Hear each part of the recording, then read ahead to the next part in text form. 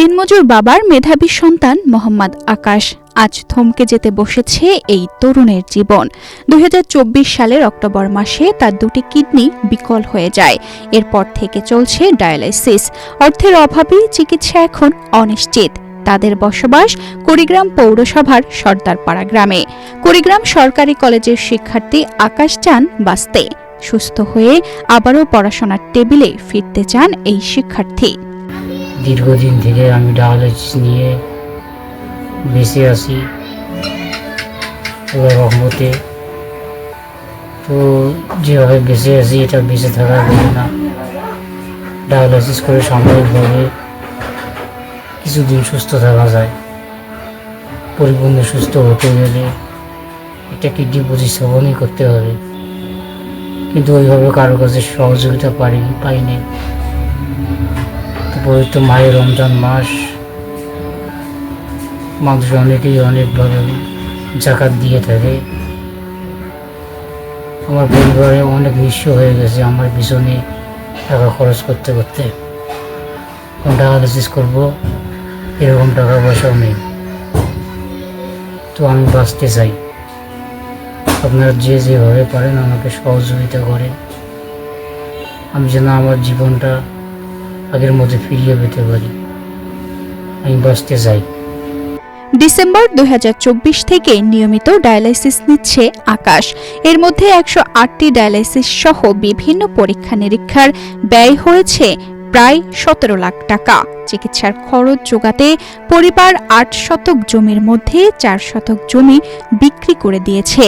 বর্তমানে মাসে ১০টি ডায়ালাইসিসে খরচ হচ্ছে প্রায় ৫০,০০০ টাকা, যা দিনমজুর বাবার পক্ষে বহন করা সম্ভব নয়।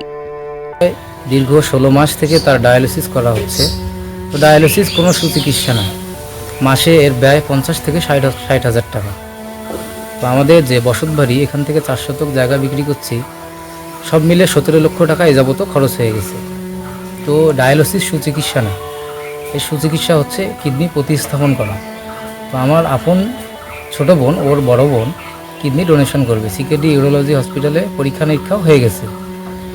এখন অপারেশন করাইতে পারতেছি না টাকার অভাবে। সমাজের যে বিত্তবান ব্যক্তিরা, দানশীল মানুষেরা, সরকারের কাছে অনুরোধ করতেছি, আপনারা যারা প্রবাস ভাইয়েরা আছেন, বিভিন্ন সমাজসেবক মানুষেরা আছেন, আপনারা সবাই আমার এই ছোট ভাইটার পাশে দাঁড়ান।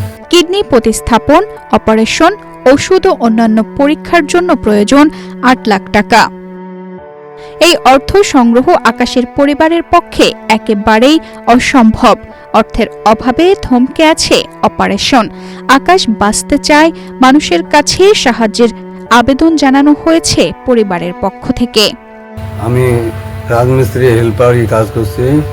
আমার হার্টের সমস্যার কারণে আমি আজকে কতদিন যাবৎ বসে আছি, আমারও ইনকাম নাই, স্থগিত। এরপর আমার ছেলে আকাশ অসুস্থ, কিডনির সমস্যার কারণে সে অনেক টাকা আমার ব্যয় করতে খরচ হওয়া লাগে। এই অবস্থায় আমি আমার জমি, ভিটে বাড়ি, বাস্তব ভিটের জমি কিছু অংশ বিক্রি করিয়া তারপরও আমার চিকিৎসা শেষ হচ্ছে না। এখন আমার এই ছেলেটার জন্য আপনারা এই মাসে ৫০,০০০ টাকা লাগে।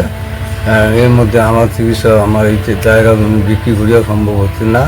আপনারা দেশ বিদেশে থাকে বা আমাদের যে কোনো ধরনের লোক আমার এই ছেলেটার জন্য সহযোগিতা করেছে, চিকিৎসার ব্যবস্থার সুযোগ দিন। আমার ছেলেটা আজ ১.৫ বছর থেকে অসুস্থ। যে সারাই ৭০ আত্মীয় স্বজন তাদের কাটাই দিছি, তারপর যারা বেঁচেছি, যারা বেঁচেও চিকিৎসা করলেন, করি এখন আর পাই না। এখন খুবই সমস্যা। ডায়ালাইসিস করবো তারও টাকা নেই, এরকম অবস্থা করছি। জীবনে মানুষের কাছে হাত পাতা যায়নি, আল্লাহ না করলে মানুষের কাছে হাত পাতা। আমরা সবার সাথে সবাইকে একটু সাহায্য চাই বাচ্চাটা বাঁচার জন্য। জায়গা জমি বিক্রি করে চিকিৎসার ব্যয় মেটানো হচ্ছে। সমাজের বিত্তবানরা এগিয়ে এলেই বাঁচতে পারে মেধাবী এই শিক্ষার্থী।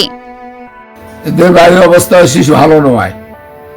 এই রোগীটা মেলাদিন থেকে বিভিন্ন লোকের কাছে যাওয়া করছি, সেগুলো সহযোগিতা পাওয়া গেছে। সামান্য সহযোগিতা সেই চিকিৎসা তো চিকিৎসা বিষয় হয় না। আর আপনাদের যে সকলকে সাহায্য করতেন তাদের রোগীকে চিকিৎসা করা যেত।